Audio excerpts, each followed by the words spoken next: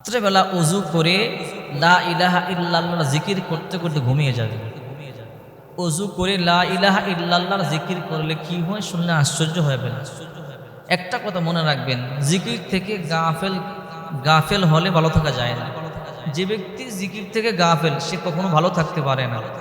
আর যে ব্যক্তি জিকির করে আল্লাহ তাআলা তার সম্মান তার ইজ্জত বৃদ্ধি করে দেয়। সূরা আহজাবের ৪১ নম্বর আয়াত আল্লাহ পাক বলেন, ইয়া আইয়ুহাল্লাযীনা আমানু যকুরুল্লাহা যিকরান কাসীরা ওয়াসাব্বিহুহু বুকরাতাও ওয়া আসীলা।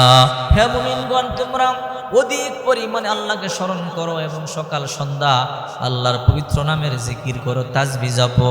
আল্লাহ তাআলা মুমিনদেরকে বলছে, কাফেরকে বলে নাই, মুশরিককে বলে নাই, বেঈমানকে বলে নাই।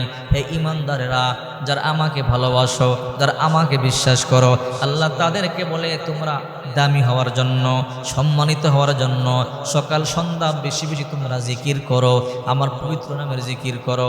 বিশ্বনবী মুহাম্মদ সাল্লাল্লাহু আলাইহি ওয়াসাল্লাম বলে, একটা শয়তান আছে সবসময় মানুষের কলবের মধ্যে বসে থাকে ধোঁকা দেওয়ার জন্য। নামাজ পড়বে তখনও ধোঁকা দেয়। দেখবেন নামাজ পড়ার সময় দোকানের কথা মনে হয়, ব্যবসার কথা মনে হয়, চাকরির কথা মনে হয়, বিবির কথা মনে হয়, সন্তানের কথা মনে হয়। আল্লাহর হাবিব বলে খিনজাব, তার নাম খিনজাব। এই শয়তানটার কাজই হলো নামাজে ধোঁকা দেওয়া। রাসূল করিম সাল্লাল্লাহু আলাইহি ওয়াসাল্লাম বলেন, যখন মানুষ জিকির করে আর শাইতানু জাসিমুন আলা কলবি বানি আদম, প্রত্যেক বনি আদমের কলবের মধ্যে একটা শয়তান বসে আছে হাঁটু গেড়ে। ফাইদা যাকারাল্লাহা খানাসা ওয়াইদা গাফালা ওয়াসওয়াসা। জিকির করতে দেরি হয়, শয়তানরা ভাগিয়ে পালাইতে দেরি হয় না। আবার জিকির ছেড়ে দিলে শয়তানরা আবার এসে ধোঁকা দেয়। এই জন্য জিকির করবেন বেশি বেশি, শয়তান পালায়ন করবে। বিশ্বনবী মুহাম্মদ সাল্লাল্লাহু আলাইহি ওয়াসাল্লাম বলেন, যে ব্যক্তি ওযু করে ঘুমাবে, ভালো করে মনে রাখবেন, যে ব্যক্তি ওযু করে ঘুমাবে, আল্লাহর হাবিব বলেন, ইযা আতাইতা মাদজাকা ফাতাওয়াদ্দা উযুকা লিস-সালাত সুম্মা তুজালা শিক্কিকাল ঈমান। তোমরা যখন ঘুমোতে যাবে নামাজের মতো ওযু করবে, ডান কাঁধ হয়ে শুয়ে পড়বে। রাসূল করিম সাল্লাল্লাহু আলাইহি ওয়াসাল্লাম বলেন, যদি তোমরা ডান কাঁধ হয়ে শুয়ে পড়ো, যতবার পার্শ্ব পরিবর্তন করবে আল্লাহর ফেরেশতা ততবার বলবে, আল্লাহুম্মা গফিরলি ফাইন্নাহু বাতা তাহিরা। আয় আল্লাহ, তুমি তার গুনাহগুলো মাফ করে দাও। তোমার বান্দা ওযু করে ঘুমাইছে, আল্লাহ তাআলা তার গুনাহগুলো মাফ করে দেয়।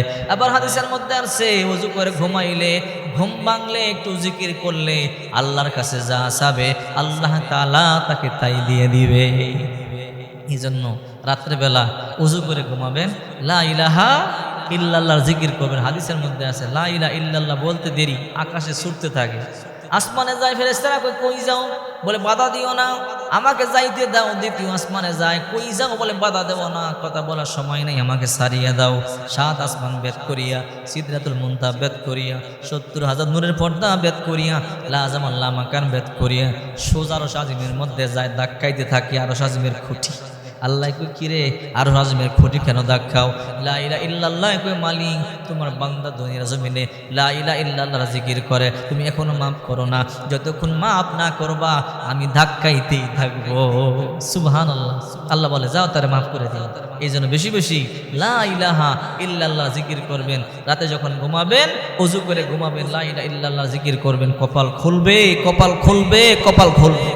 আরে মুসলমান, আমল নাই, আমল নাই, কপাল খুলবে, ভাগ্যের পরিবর্তন হবে। এই ছোট্ট আমলটি যদি করতে পারেন, আল্লাহ আমলটি করার তৌফিক দান